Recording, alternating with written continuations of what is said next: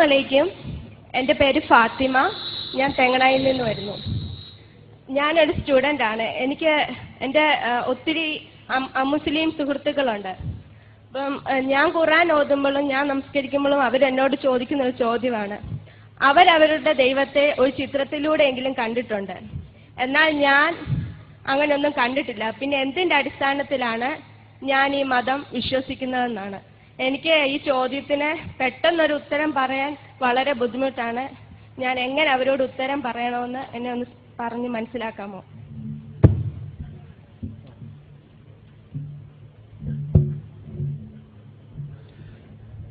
ഞങ്ങളെല്ലാം ദൈവത്തെ കണ്ടിട്ടുണ്ട്. ഈ കാണാത്ത ദൈവത്തെ ആരാധിച്ച് നടക്കുകയാണല്ലോ, പിന്നെ എങ്ങനെയാണ് പിന്നെ നീക്കിങ്ങനെ ആരാധിക്കാൻ കഴിയുന്നതെന്നുള്ള ചോദ്യത്തിന് ഉത്തരം കൊടുക്കണമെന്ന്. അവര് കണ്ട ദൈവം ദൈവം തന്നെയാണോ എന്ന് തിരിച്ചു വെച്ചാൽ മതി.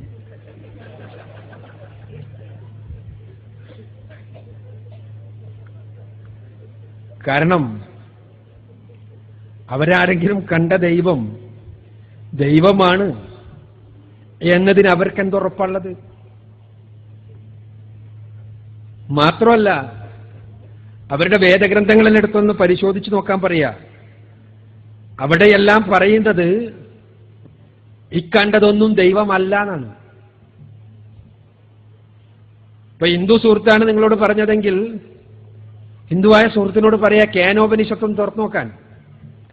കേനോപനിഷത്തിലെ 1-ാമത്തെ അധ്യായം 6-7 വചനങ്ങളൊന്ന് വായിച്ചു നോക്കാൻ. യച്ചക്ഷുഷാന പശ്യതി യേന ചക്ഷോംഷി പശ്വതി തദേവ ബ്രഹ്മത്വം വിദ്ധി നേദം യദിദമുപാസതേ യത് ശ്രോത്രേണ ന ശൃണോതി യേന ശ്രോത്രമിദം ശ്രുതം തദേവ ബ്രഹ്മത്വം വിദ്ധി നേദം യദിദമുപാസതേ. എന്താ കേനോപനിഷത്ത് പറയുന്നത്? എന്തിനെയാണോ നിന്റെ കണ്ണുകൊണ്ട് കാണാൻ സാധ്യമല്ലാത്തത്, എന്നാൽ നിന്റെ കണ്ണുകൾക്ക് ആരാണോ കാഴ്ചശക്തി നൽകുന്നത്, തദേവ ബ്രഹ്മത്വം വിദ്ധി, അവനാണ് ബ്രഹ്മമെന്ന് നീ അറിയുക. നേദം യദിദമുപാസതേ, ഈ ഉപാസിക്കുന്ന വസ്തുക്കളുണ്ടല്ലോ, കാണുന്ന വസ്തുക്കൾ, ഇതൊന്നുമല്ല യഥാർത്ഥത്തിൽ ബ്രഹ്മം.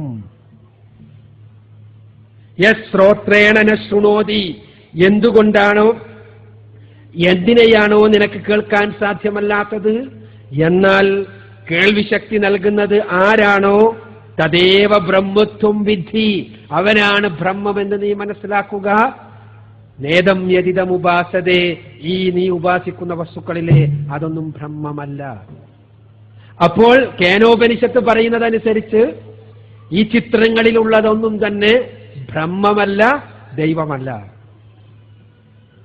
ഇനി നമ്മുടെ ക്രൈസ്തവ സുഹൃത്തുക്കൾക്കാണോ സംശയം? എന്നാൽ അവരോട് പറയാ, മത്തായിയുടെ സുവിശേഷം 5-ാം അധ്യായത്തിലെ 38-ാമത്തെ വചനം എടുത്ത് പരിശോധിക്കാൻ. ദൈവത്തെ പിതാവിനെ ആരും ഒരു നാളും കണ്ടിട്ടില്ല, അവന്റെ സ്വരം ആരും ഒരു നാളും കേട്ടിട്ടില്ല. പിതാവിനെ എന്നാണല്ലോ പറഞ്ഞിട്ടുള്ളത്, പിതാവല്ല യേശു ക്രിസ്തു, പിതാവ് പുത്രൻ പരിശുദ്ധാത്മാവിൽ 3-ാമത്തെ ആളാണല്ലോ. അപ്പൊ അത് കാണാമല്ലോ. അത് കഴിഞ്ഞിട്ടില്ല.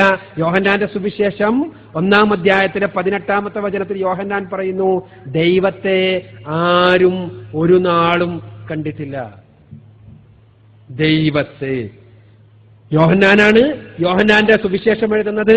ആ സുവിശേഷം എഴുതുന്ന യോഹന്നാൻ യേശുവിനെ കണ്ടിട്ടുണ്ട് എന്നാണ് ക്രൈസ്തവ വിശ്വാസം. ആ യോഹന്നാനാണ് പറയുന്നത്, ദൈവത്തെ ആരും ഒരു നാളും കണ്ടിട്ടില്ല. യേശു ക്രിസ്തുവിനെ തന്റെ ജീവിതത്തിൽ കാണുകയും യേശുവിന് ശേഷം 7 പതിറ്റാണ്ടുകളെങ്കിലും ചെയ്ത് കഴിഞ്ഞ് സുവിശേഷം എഴുതുകയും ചെയ്ത യോഹന്നാനാണ് എഴുതുന്നത്. അപ്പോ അതും ദൈവമല്ല, പിന്നെന്താ ചെയ്യാ?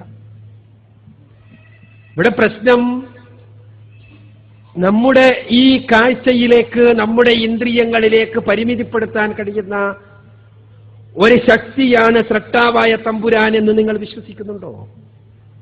സത്യത്തിൽ എന്റെ സഹോദരിക്ക് ഉത്തരം പറയാൻ കഴിയാഞ്ഞ കാര്യം ഇസ്ലാമിന്റെ ഏറ്റവും വലിയ സവിശേഷതയും ഇസ്ലാമിന്റെ ഏറ്റവും വലിയ ഔന്നത്യവുമാണ്.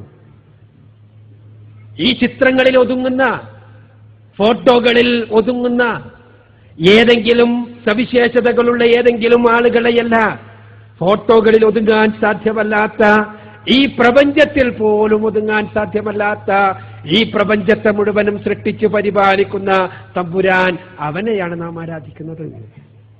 അവനൊരു ഫോട്ടോയിൽ വരച്ചു തരാൻ കഴിയുമെങ്കിൽ നമുക്കൊന്ന് കണ്ടു നോക്കായിരുന്നു.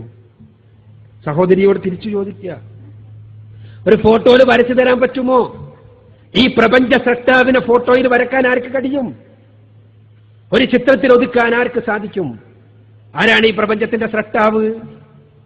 ആരാണ് ഈ പ്രപഞ്ചത്തിന്റെ സൃഷ്ടാവ്? ഖുർആൻ പറയും, അൽഹംദുലില്ലാഹി റബ്ബിൽ ആലമീൻ. സർവലോക രക്ഷിതാവായ തമ്പുരാനാകുന്ന സർവസ്തുതിയും. ആരാണ് ഈ സർവലോക രക്ഷിതാവ്?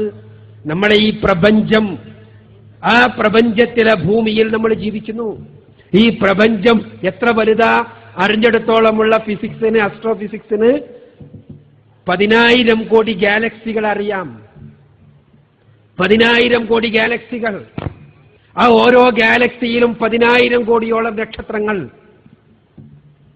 നമ്മൾ അറിഞ്ഞ പ്രപഞ്ചത്തെ നമ്മളൊന്ന് നോക്കിയിട്ട് ഈ പ്രപഞ്ചത്തിന്റെ സൃഷ്ടാവിനെ ചിത്രത്തിലേക്ക് എങ്ങനെ ഒതുക്കും നമുക്കൊന്ന് ആലോചിച്ച് നോക്കാലോ. 10,000 കോടി ഗാലക്സികളിൽ ഒന്നായ നമ്മുടെ മിൽക്കി വേ ഗാലക്സിയിലെ അഥവാ ആകാശഗംഗയിലെ 10,000 കോടി നക്ഷത്രങ്ങളിലൊന്നായ സൂര്യന്റെ ചുറ്റും ചുറ്റിത്തിരിയുന്ന 8 ഗ്രഹങ്ങളും അതോടൊപ്പമുള്ള ഒരുപാട് ക്ഷുദ്ര ലുപ്ത ഗ്രഹങ്ങളുമെല്ലാം അടങ്ങുന്ന സൗരയൂഥത്തിലെ ഒരു ചെറിയ ഗ്രഹമായ ഭൂമിയിലെ ദശലക്ഷക്കണക്കിന് ജീവജാലങ്ങളിൽ ഒരു ജീവവർഗം മാത്രമായ ഹോമോസാപ്പിയൻ എന്ന വർഗത്തിലെ 700 കോടിയോളം അംഗങ്ങളിൽ ഓരോരുത്തരാണ് നമ്മളെല്ലാം. എത്ര വലിയ ആളുകളാണല്ലേ! ആ നമ്മളുണ്ടാക്കുന്ന ചിത്രത്തിലേക്ക് ഈ പ്രപഞ്ചത്തിന്, ഇപ്പറഞ്ഞ പ്രപഞ്ചം ഉണ്ടല്ലോ, ഈ ഞാനിപ്പറഞ്ഞ 10,000 കോടി ഗാലക്സികളുടെ പ്രപഞ്ചം, ആ പ്രപഞ്ചം യഥാർത്ഥ പ്രപഞ്ചത്തിന്റെ 20% വരുമോ എന്ന കാര്യത്തിൽ ആസ്ട്രോഫിസിക്സിന്റെ ആളുകൾ സംശയത്തിലാണ്, ഖഗോള ശാസ്ത്രജ്ഞന്മാർ സംശയത്തിലാണ്. നമ്മൾ കണ്ടെത്തി കഴിഞ്ഞ പ്രപഞ്ചമാണത്. അപ്പോ ഈ പ്രപഞ്ചത്തിന്റെ സൃഷ്ടാവായ തമ്പുരാനെയാണ് നമ്മൾ നമ്മുടെ പാഠപുസ്തകത്തിന്റെ ഉള്ളിലെ ഒരു ചില്ലിലേക്ക് ഒതുക്കുന്നത്. കഴിയുമോ നമുക്ക്? കഴിയില്ലെങ്കിൽ ഇല്ലാത്ത ഒന്നിനെ ആരാധിക്കാതിരിക്കുക. സൃഷ്ടാവായ തമ്പുരാൻ നമ്മുടെ ചിത്രങ്ങൾക്കകത്തൊതുക്കാൻ സാധ്യമല്ലാത്തവർ, സർവ്വലോക രക്ഷിതാവായ തമ്പുരാൻ ഖുർആൻ അവനെ പരിചയപ്പെടുത്തി, ഖുൽ ഹുവല്ലാഹു അഹദ് അല്ലാഹുസ് സമദ് ലം യലിദ് വലം യൂലദ് വലം യകുൽ ലഹു കുഫുവൻ അഹദ്. ഇത്ര സുന്ദരമായി സർവ്വലോക രക്ഷിതാവായ തമ്പുരാനെ പരിചയപ്പെടുത്തുന്ന ഒരു വചനം നിങ്ങൾക്ക് ലോകത്തൊരു മതഗ്രന്ഥത്തിലും കാണാൻ സാധ്യത. പറയുക കാര്യം അല്ലാഹു ഏകനാണ് എന്നതാണ്. അല്ലാഹു ഏകനാണ്, ഒപ്പം തന്നെ അദ്വിതീയനാണ്, അവനെപ്പോലെ ഒന്നില്ലാത്തവനാണ്. അതോടൊപ്പം തന്നെ അവന്റെ അസ്തിത്വത്തിൽ പിതാവ്, പുത്രൻ, പരിശുദ്ധാത്മാവ് പോലെയുള്ള വിഘടിപ്പിക്കുവാൻ കഴിയുന്ന വിഘാടകങ്ങൾ ഇല്ലാത്തതുമാണ്. ഏകനും അദ്വിതീയനുമാണ്. അഹദ് എന്ന് പറഞ്ഞാൽ അതാണ്. അല്ലാഹു സമദ്, അവൻ ഒന്നിനെയും ആശ്രയിച്ച് നിലകൊള്ളുന്നവനല്ല, എന്നാൽ എല്ലാം അവനെ ആശ്രയിച്ച് നിലകൊള്ളുകയും ചെയ്യുന്നു. ലം യലിദ് വലം യൂലദ്, അവൻ ജനിച്ചിട്ടില്ല, അവൻ ആരെയും ജനിപ്പിച്ചിട്ടുമില്ല. വലം യകുൽ ലഹു കുഫുവൻ അഹദ്, അവനു താരതമ്യം ചെയ്യാവുന്നതായി യാതൊന്നും തന്നെയില്ല. പിന്നെ എങ്ങനെയാ ചിത്രം വരക്കുക? സർവ്വലോക രക്ഷിതാവായ തമ്പുരാനെ ഒന്നുമായും താരതമ്യം ചെയ്യാൻ സാധ്യമല്ല എന്നുള്ള നിലക്ക് ഈ പ്രപഞ്ചത്തിലെ യാതൊന്നുമായും അവനെ താരതമ്യം ചെയ്യാൻ സാധ്യമല്ല. അവന് തത്തുല്യമായി, അവന് സദൃശ്യമായി, അവനെ താരതമ്യം ചെയ്യാവുന്നതായി യാതൊന്നുമില്ല എങ്കിൽ പിന്നെ ചിത്രം വരക്കാൻ എങ്ങനെ കഴിയും? അവന്റെ ഫോട്ടോ എങ്ങനെയുണ്ടാകും? അത് സാധ്യമല്ല.